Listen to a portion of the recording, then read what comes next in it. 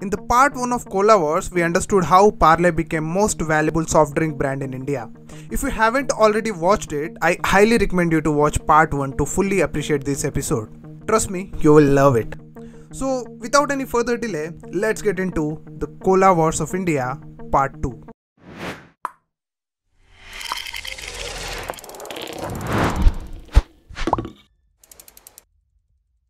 Parle was the market leader. It had a monopoly in soft drink market. Riding on the success of Thums Up, Parle released a lemon drink called Citra. It used to come in a unique green color bottle and it was marked as the super cooler. Apart from these brands, Parle had Maaza, mango drink in its juice department, and soda under Bisleri brand. In this manner, Ramesh Chauhan had built a soft drink portfolio with strong and independent brands under Parle Agro. But the king was always Thums Up. Thums Up had captured significant market share and had become a cult. But Ramesh Chauhan was still not convinced and felt that it had more potential. The idea was to create a campaign which was unconventional and sought to focus on building Thums Up as a macho brand. In the mid-1980s, India had begun to witness the rise of masculine brands like Royal Enfield and Old Spice. And Thums Up team also wanted to build something on those lines. So they come up with a tagline, "Taste the Thunder." The team produced a series of ads showing young men performing all sorts of stunts, emerging victorious and rewarding themselves with thumbs up, suggesting that it is a drink only for those who dare to take risk. Campaign was a resounding success, and in fact it is one of the longest Indian advertisement campaign. The tagline "Taste the Thunder" is still used in latest advertisements of Thums Up. While Indian market was growing, but surprisingly no other company could come close to Parle. Campa Cola had already lost significant part of the market share and it looked like it was not even possible to compete with Parle. Enter 1980s, the decade that totally changed the face of India. Major event was Indira Gandhi's assassination. We regret to announce the death of the Prime Minister, Mrs. Indira Gandhi. Her son Rajiv Gandhi became the Prime Minister of India. Within few months of assuming power in 1984, Rajiv Gandhi faced with two challenges. One, the socialist economy set up by Jawaharlal Nehru was proving disastrous to Indian growth due to tight controls and widespread corruption. Two, reviving the state of Punjab, which was totally devastated due to Khalistani movement and industries were leaving Punjab state. One of the first decisions Rajiv Gandhi took was to begin the process of dismantling the socialist economy by decreasing government control in the private sector to address the first point. To solve the second challenge, government allowed private companies to set up their business in Punjab. Since Punjab thrived on farming thanks to the Green Revolution of 1960s, it was decided to allow only those companies which could utilize and enhance the agricultural prospects of the state. Pepsi did not want to miss this opportunity and proposed setting up Agro Research Center to develop new variants of seeds, invest in processing plant for potatoes and tomatoes, and in return wanted the government to allow them to sell Pepsi soft drink in India. After some heated debate in Parliament, this proposal was approved. In the summer of 1990, the top 3 soft drinks of Pepsi, 7-Up and Mirinda were launched in Jaipur. Now, a new player entered into Indian market which can compete with Parle. Throughout the year 1990, Pepsi penetrated across the length and breadth of India. For the first few months, Pepsi spent significantly on huge billboards and free samples of Pepsi were distributed to millions of Indians. Coupons were provided in newspapers which could be exchanged for bottles of Pepsi from any retail outlet. Pepsi was confident of winning the taste buds of Indians, but surprisingly, the results of surveys proved otherwise. Although Indians liked the taste of Pepsi, they still preferred Thums Up. By the end of 1990, Pepsi realized that India was a tough market to crack and instead of promoting the taste, it had to promote its brand. The challenge for Pepsi was to portray itself as the right choice for customers, especially the youth. Pepsi produced a series of TV commercials to portray Pepsi as the right choice. It was one of the few FMCG companies which tried to capture the cultural diversity of India and hence was quickly able to connect to the masses. Much before Aishwarya Rai became the famous star of the nation, she had acted in Pepsi ads with Amir Khan. Such branding efforts helped Pepsi to gain market share.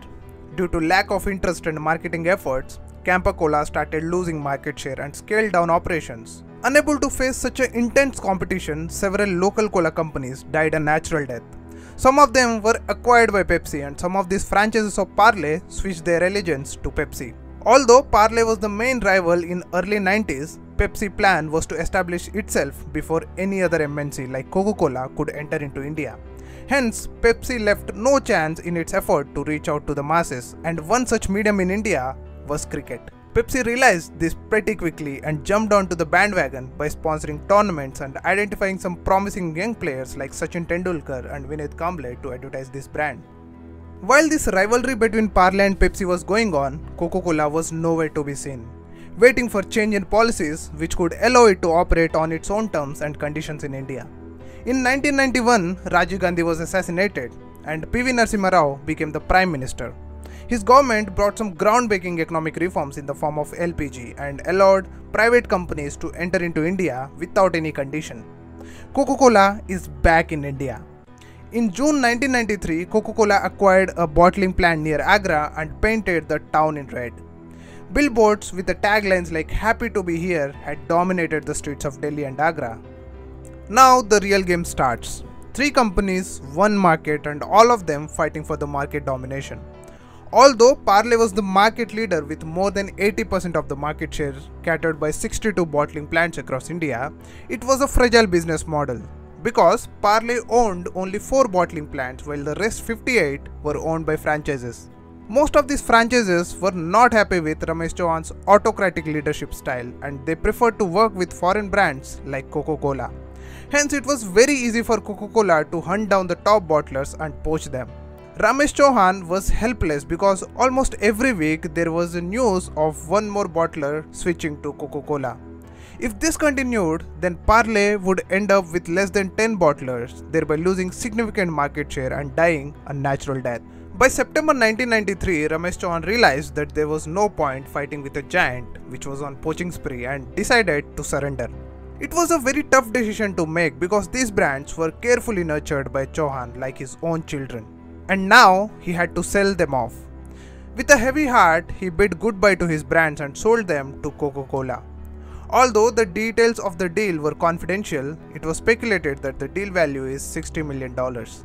It was a double bonanza for Coca-Cola because firstly, it managed to instantly reach out to every part of India, and secondly, there was no significant competition because the leader itself was acquired. Soon after buying Parle brands, in spite of instantly getting 80% market share and bottling network without much effort, Coca-Cola found itself in a tricky situation due to the conflict of brands. You see, Thums Up and Coke were cola drinks. Gold Spot and Fanta were orange drinks. Limca, Citra and Sprite were lemon drinks. And it can continue only with one drink in each category. Throughout the world, Coca-Cola always channelized its marketing efforts on its own global brands. And hence, in India also, they wanted to follow the same approach by getting rid of Parle brands. Gold Spot was ruthlessly killed on the first day itself to make way for Fanta as a musty drink. Limca was slowly dismantled in few months. And next in line was Thums Up. Coca-Cola discontinues Thums Up in 1996 and that was Coca-Cola's biggest mistake. Indians love Thums Up. When it was discontinued, Pepsi was the better alternative compared to Coke. 1996 was a crucial year and turning point for the Indian cola industry due to Cricket World Cup.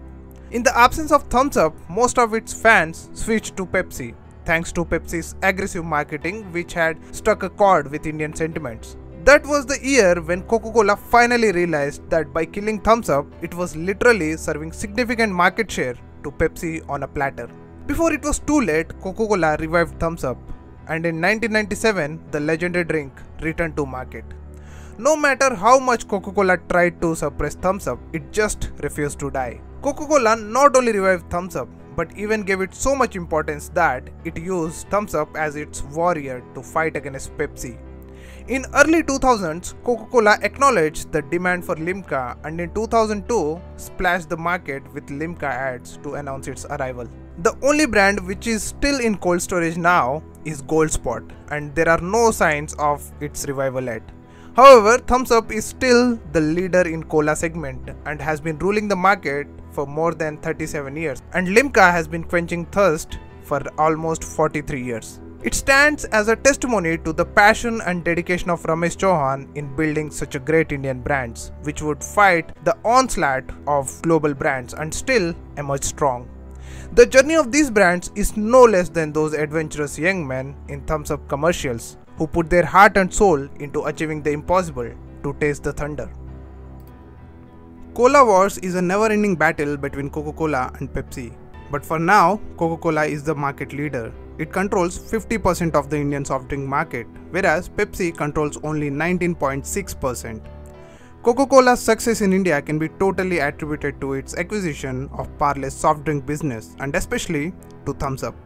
The rivalry between Pepsi, Coca-Cola and Parle is a perfect case study to understand the value of good strategy, which can be ruthless sometimes, great marketing and brand building. Companies win only when they understand their customers and communicate the product value effectively. Because products are made in factories but brands are created in mind. So that's the video, guys. If you like my content, consider subscribing to my channel. And don't forget to smash that bell icon to be notified every time I release a new video. Thanks for watching. This is Curious Monk signing off.